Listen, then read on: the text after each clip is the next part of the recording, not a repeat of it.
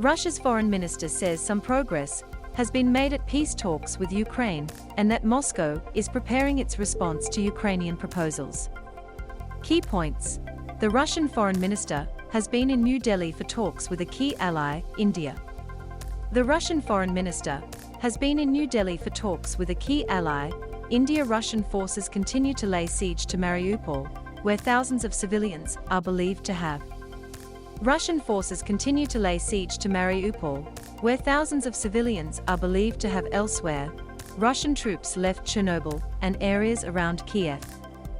Speaking at a briefing during a visit to India, Sergey Lavrov said peace talks with Ukraine needed to continue, but that Kyiv had shown much more understanding of the situation in Crimea and Donbass and the necessity of its neutral status. It came as Ukrainian officials said Russian troops were still stopping anyone from entering the besieged southern Ukrainian city of Mariupol, and it was very dangerous for anyone to try to leave. Petro Andriushchenko, an aide to the mayor of Mariupol, said Russian forces were stopping even the smallest amount of supplies from reaching trapped residents, making clear a planned humanitarian corridor had not been opened.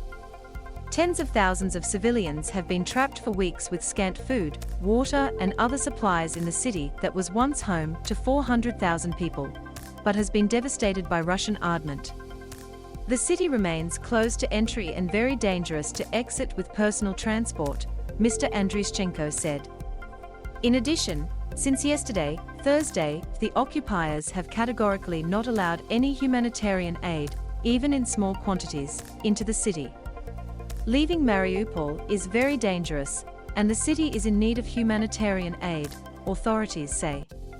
A convoy of 45 buses that set out to evacuate people from Mariupol on Thursday did not reach the city, Ukrainian officials said. Only 631 people were able to get out of the city in private cars, according to the Ukrainian government. Russian forces seized 14 tons of food and medical supplies in a dozen buses that were trying to make it to Mariupol, Deputy Prime Minister Irina Vereshchuk said. She said new efforts would be made to push through a humanitarian corridor to Mariupol so as not to leave our people on their own. Several efforts to make a safe path for civilians to leave Mariupol have failed. On Thursday, Ukrainian forces were still holding Mariupol, a gateway to the Black Sea that links a strategic corridor between Russia-backed separatist forces in eastern Ukraine and the Russian-annexed Crimea Peninsula. The Mariupol mayor's office estimates 5,000 civilians have been in the siege of the city, with about 170,000 still trapped.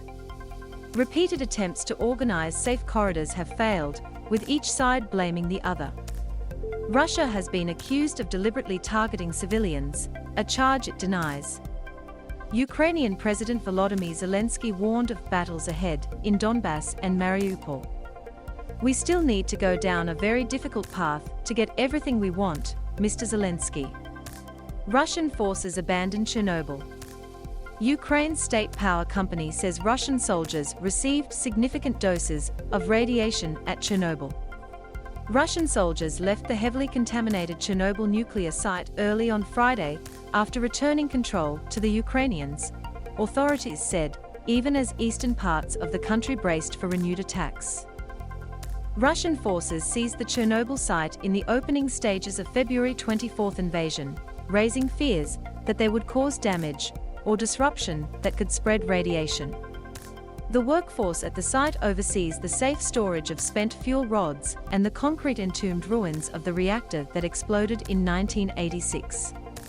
Ukraine's state power company, Energoatom, said the pullout at Chernobyl came after soldiers received significant doses of radiation from digging trenches in the forest in the exclusion zone around the closed plant.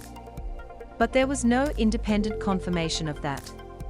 Elsewhere, Ukrainian forces retook the villages of Sloboda and Lukashivka to the south of Chernihiv and located along one of the main supply routes between that city and Kyiv, according to Britain's defense ministry. Ukraine also continued to make successful but limited counterattacks to the east and northeast of Kyiv, the ministry said. Both Chernihiv and Kyiv have been subjected to continued air and missile strikes despite Russian claims of reducing activity in these areas. There are growing indications Moscow is using its talk of de-escalation in Ukraine as cover to regroup, resupply its forces, and redeploy them for a stepped-up offensive in the eastern part of the country. Ukraine's general staff said Russian troops had started a partial withdrawal from the Kyiv region towards Belarus and were taking looted vehicles with them.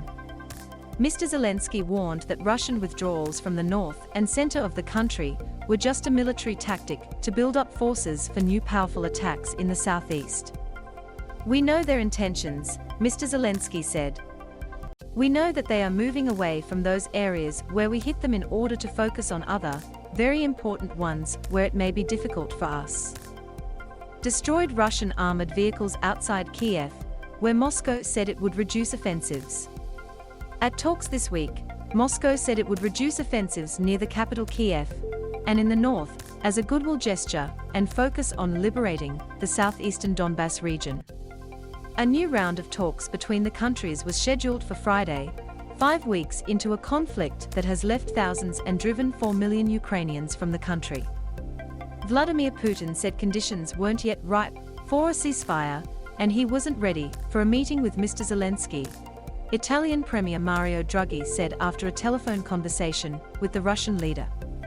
Ukrainian soldiers with a knocked-out Russian tank on the outskirts of Kyiv.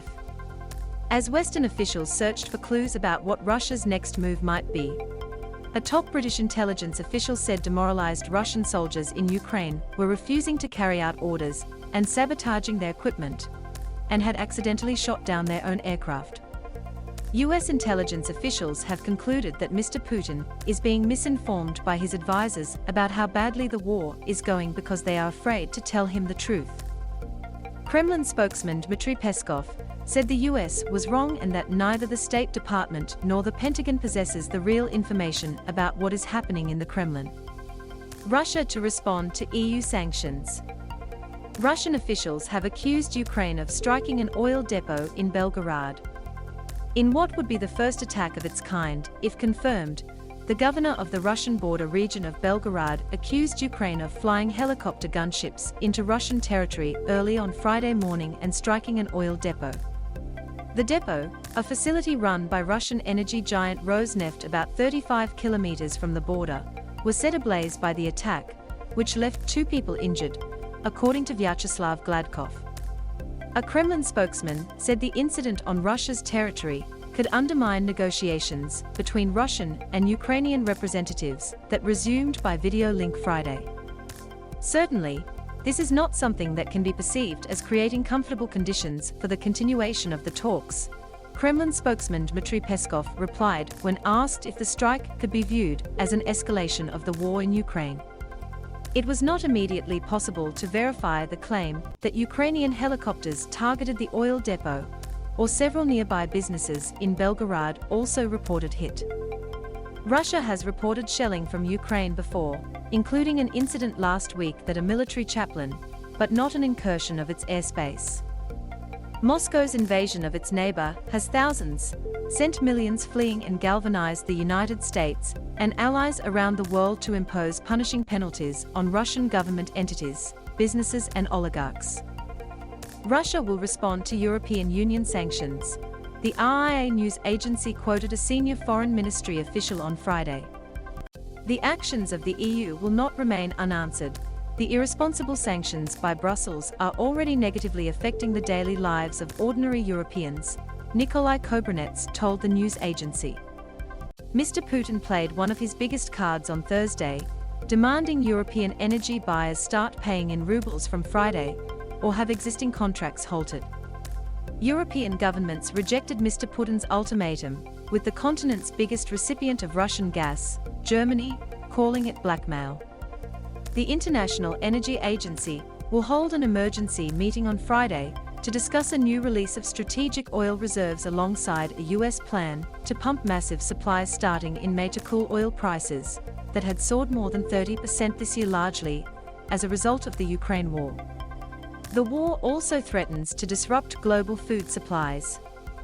M to mute, left and right arrows to seek, up and down arrows for volume. Watch 15 minutes 42 seconds 15 m. Watch velocity.